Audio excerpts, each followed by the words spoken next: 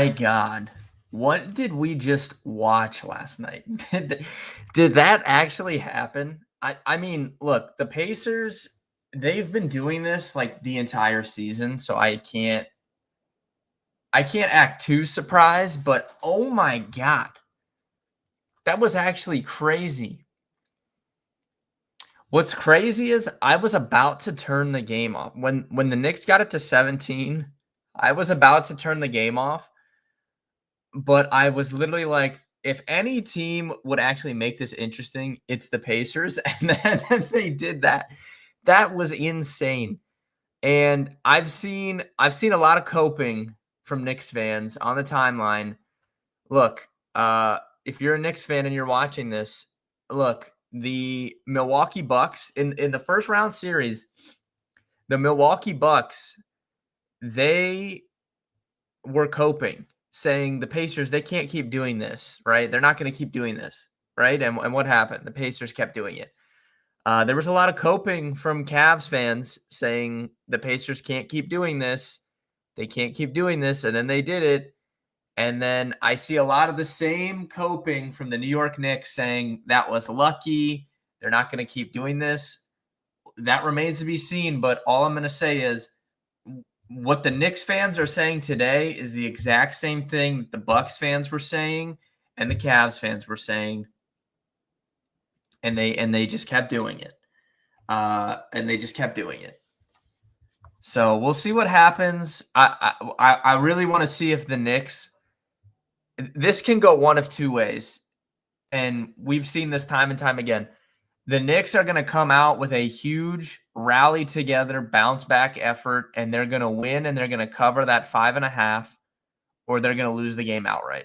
That's just what's going to happen. They're going to completely fall apart, or they're going to come back, big statement win, and then they're going to get it to Indiana, 1-1 going to Indiana. We'll see what happens. But all I'm saying is the Knicks fans today are saying the same thing that the Bucks fans in round 1 said and the Cavs fans in round 2 said. And they said the Pacers are lucky and they can't keep doing it. And then they just keep doing it. I don't know. I don't have an explanation. They play hard. They play as a team. They're not a bad team. I mean, and look, to whatever players, I said this at the time when this came out that the players voted Tyrese Haliburton most overrated. This is just a bunch of haters. I can just tell you this right now.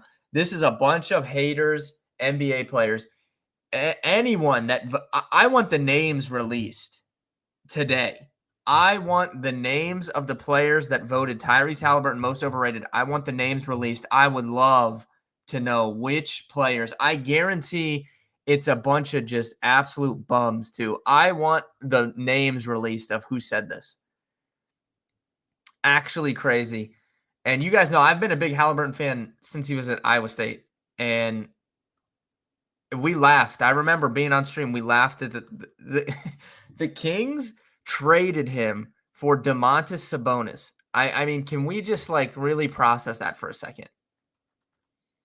The Kings at one point had De'Aaron Fox and Tyrese Haliburton, 2 killers on their team, and they traded them both away. This is why the Kings have never been good in my entire lifetime. Just an absolute joke. So, yeah, I want the names released of who said Tyrese Haliburton's overrated. I would love to know. I guarantee it was Dillon Brooks and a bunch of just complete weirdos. He's played great the entire playoffs. So we'll see what happens. It's going to go one of two ways. Knicks bounce back, or it's going to go back to Indiana, 2-0 Indiana. What a call on Cat Ladder. Yeah, that was good. What did he end up finishing with? I know he had finished with 35. Yeah. Perfect. I wish I would have taken 35, but I didn't. Some complete just loser, better out there made a ton. I guarantee somebody just had if you would have just did Brunson for 40 and then Towns and Haliburton for 30, I guarantee some massive losing better had that out there, and it was probably crazy odds. Him and Randall have been MVPs. I agree with that, Guru. So speaking of Randall, I want to see tonight if the Wolves are going to bounce back or not. I think that's going to be. I would lean towards the Wolves side, and that could be a mistake because the Thunder are top to bottom the best team. There's no denying that. That's why they're minus 230 to win the title. But I do think the Wolves are going to have a different game plan. I don't think they're going to take 53s again, and I don't think they're going to shoot 20% from three again. So whether or not that leads to a win or not, I don't know. But I do think the Wolves will have a significantly better game plan and play better offensively, specifically Anthony Edwards. So I would be on the Wolves. I'm probably not going to bet a side of the game, but if I were, I would be on the Wolves side, expecting them to bounce back and this at least be a close game. Even if the Thunder win, this has to be a closer game.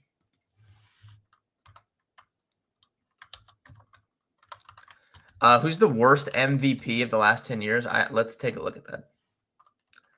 I can't believe the amount of people. Look, I wasn't going to talk about this, but it just made me think of it. Is there a mental illness with these and the people on NBA Twitter? Did you guys go to school? I don't know. Do you have functioning brains? Every single person that I've seen say that SGA should have won MVP. They said, look at the wins. What are you even talking about? It's most valuable player, not most valuable team. They're the Thunder won, 18 more games. What does that have anything to do with the MVP award? What are you even talking about? And then they're like, oh yeah, look at the past history. That doesn't change anything. That just means they picked bad MVPs prior. That's not supporting your argument. The team wins have nothing to do with the MVP award. If you took the Oklahoma City Thunder and the Denver Nuggets and you took SGA and Jokic off those teams, the Thunder would still be in the play-in or playoffs without Shai Gilgeous-Alexander. That is a fact. The Denver Nuggets would be picking in the lottery without Nikola Jokic. So I don't know what these people are remotely talking about. On top of that, Jokic has better stats across the board. So I don't know what's up with the MVP on NBA Twitter, but these people I don't know if they have functioning brains. It's insane. Worst MVP of the last 10 years. James Harden in 2017, 2018 should not have won MVP. So probably him. Embiid should not have won MVP. He had a good season, but should not have won it. Nikola Jokic should have 5 MVPs in a row. Just think about that for a second. Curry was fine. Westbrook, I was fine with that. So I would say probably James Harden, worst MVP in the last 10 years. Joel Embiid, a close second. And Nikola Jokic should have 5 MVP awards in a row. This dude what did he average this season? And he didn't win MVP?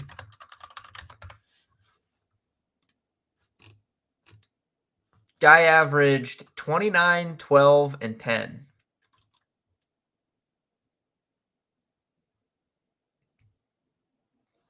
Didn't win MVP. Highway robbery.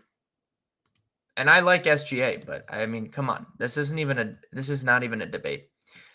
Anyways, for tonight's game, definitely expect a bounce back from Minnesota. I think maybe their team total would be an interesting way to play it. If they just play better offensively.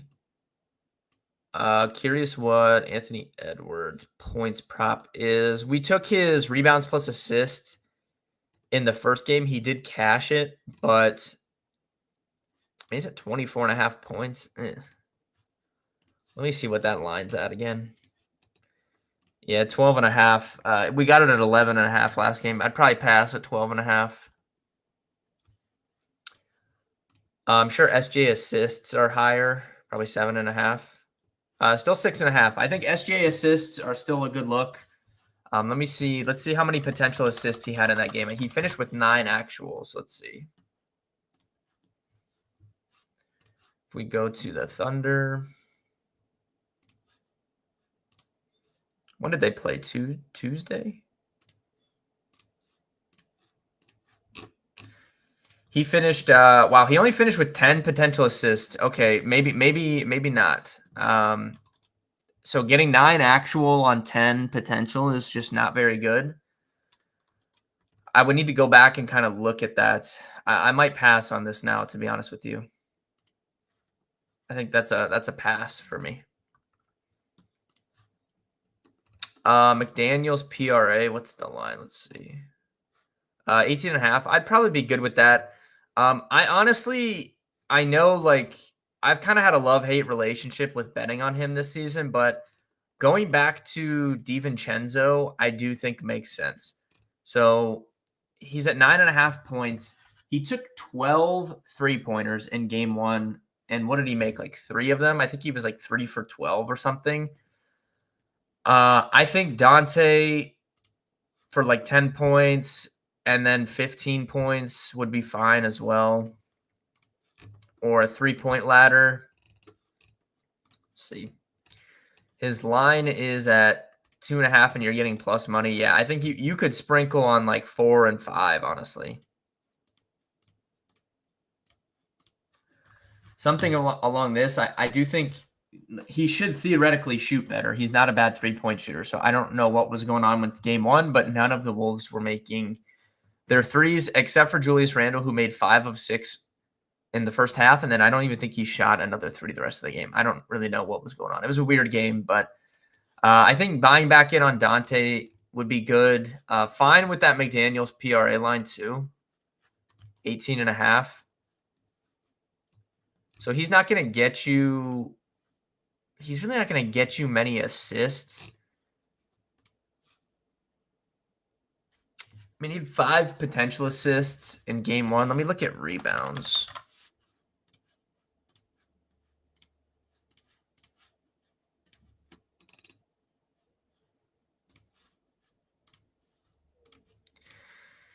Rebounds, he had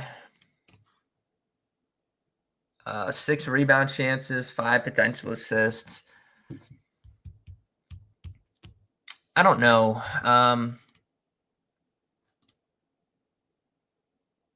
I honestly, like, to be honest, I would rather take probably Dante points if I was taking one, but I like both. I would probably take the McDaniels. I would just take him points over the PRAs. He does get in foul trouble, that's true, but I would just take him points. 55 points, rebounds, assists. I do like, man, I don't know. Anthony Edwards led the team in rebound chances in game 1. And that's juicy, but 6.5, kind of like have to take it. I think Edwards' rebound ladder could be in play. So over 6.5 and then take like the 8 and the 10. That would stick out to me a little bit. But I definitely like him over 6.5. It's just pretty juicy. Overall, though, I think Minnesota bounces back offensively. Whether they win the game or not, I don't know. The Thunder will probably still win, but I think it'll be, closer than it was last time. And I like a bounce back game from Dante. In the MLB streets, kind of have a mix of day baseball and night baseball. Nothing really sticks out to me except for a couple unders. I like the under in this Pittsburgh-Milwaukee game. I took this at -110. It's -118 now. And then I like the under 8.5 in this late game Mariners and Astros. So 2 unders for me today in the baseball streets. And that's really all I like. It's kind of a smaller Thursday slate. If you wanted to find something, for props, I think you could, maybe pick on Bowden Francis a little bit, but he's kind of been getting rocked. Like that regression we saw coming for him has kind of came. .563 ERA, 603 expected. So, I mean, he's been pretty bad overall. Still throwing that fastball 55% of the time. Pretty bad numbers. So just looking for like good fastball hitters on the Padres. If I look at the Padres expected stats for this season, Tatis leading the team in expected WOBA, no shocker there. Machado number 2, no shocker there. Both of them have a pretty negative differential between their actual weighted on base and their expected. So both of those guys could be looked at as buy low. Let's see. Tatis, fastball, really big splits against fastballs this year and last year, to be honest with you. So any of his props look good. Machado.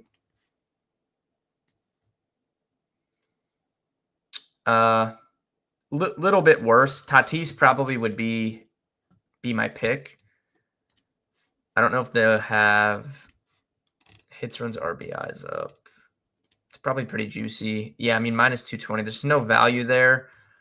Probably the total bases. Even that's minus 160. Wow. Probably just him to get a hit then, I guess, and then like parlay that with something. But it's definitely a good spot for Tatis today. Looking at some of these other games, Tyler Anderson is just so underrated as a pitcher, continues to be underrated. If you wanted to look at the Angels in some capacity, you could, but I don't know. That would be a little sweaty. If I played the Angels, it'd be on the first 5 market more than anything.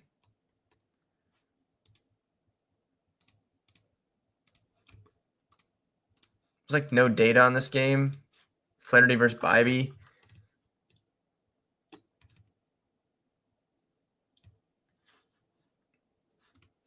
Let me look at Bibee. I don't know. He just hasn't.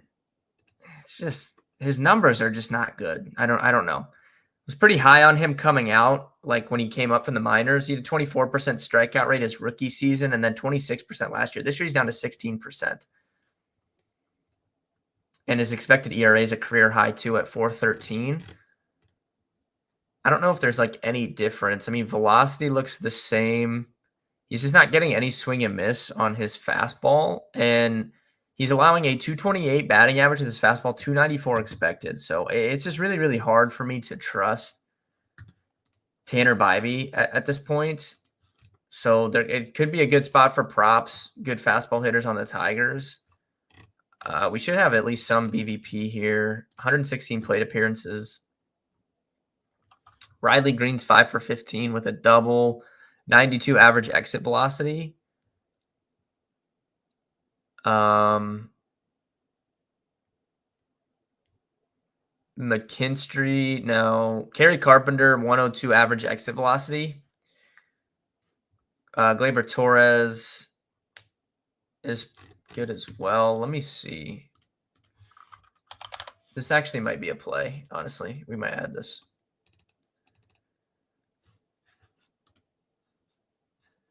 Let's look at. I'm interested in Kerry Carpenter and Gleyber Torres, who's just been on fire. But let's Gleyber Torres leads the team in expected WOBA. Kerry Carpenter good as well. So both those guys look good. Colt Keith could be a buy too. So let's look at those guys against fastballs. Look at Carpenter first. Carpenter last year, pretty good stats against fastballs, 284 batting average, 59% hard hit rate. This year, he's been a little bit worse, but still 55% hard hit rate, 288 expected batting average. Nothing bad there. Gleyber Torres. Last year, pretty bad numbers against fastballs. This year, they've been much better. Let's go back a year and see. Pretty good the year before that. Pretty good the year before that. Okay, so last year might have just been an anomaly. So he still looks pretty good. And then Colt Keith was the last guy. He had very good numbers last year against fastballs, very good this year. So all 3 of these guys look pretty good, to be honest. Let me check recent form. So let's look at last 14 days.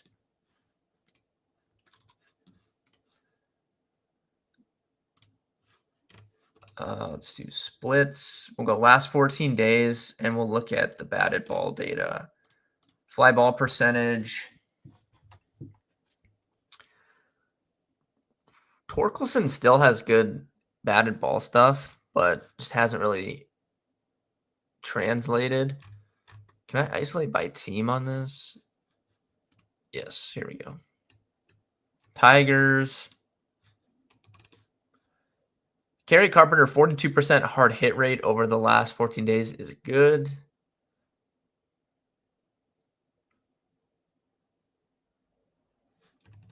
What about Colt Keith?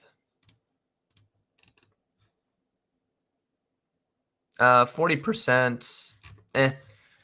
I think it's Kerry Carpenter. So let's just take a look. I mean, it's a little bit different because he's the leadoff hitter, but just out of curiosity.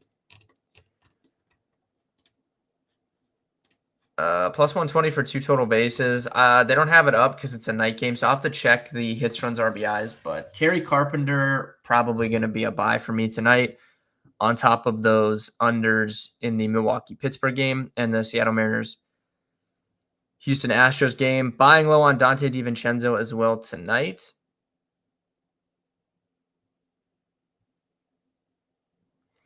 But yeah, so I think that pretty much does it for today. If anyone has any other questions on anything, make sure you guys go ahead to rollinginsights.com. Hop in that Discord. We just launched it, recently. We're trying to build that up prior to football season. So if you guys want to hop in that Discord and ever ask me any questions, you can find me in there. The link is on the website, rollinginsights.com. Go down to the bottom and you'll see the social media links, the Twitter, Facebook, Instagram, all that stuff. Just click on the Discord and then you can join via that. Minus 125 on DraftKings is fine with me for hits, runs, RBIs. I'll probably go play that, but always check Bet365. If you guys have Bet365 in your state, always check that first. They always have the best lines. So I would check that prior to taking anything. But thank you guys for tuning in. Good luck with your bets tonight, fantasy, all that stuff. I'll be live tomorrow, Friday at 11, and we will dive into a weekend preview and some more playoffs tomorrow night. But thank you guys, and see everybody tomorrow.